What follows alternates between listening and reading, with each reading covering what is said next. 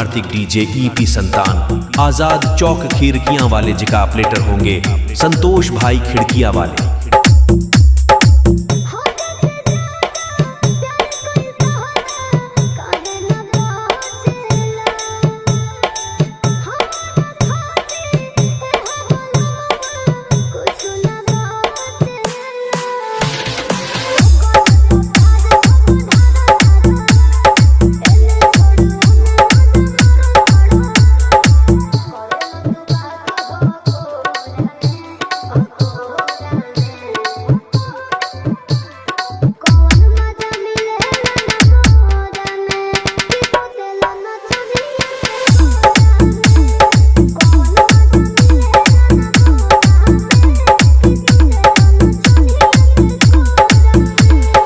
New Kartik DJ ईपी संतान, आजाद चौक खिड़कियां वाले जिका प्लेटर होंगे, संतोष भाई खिड़कियां वाले।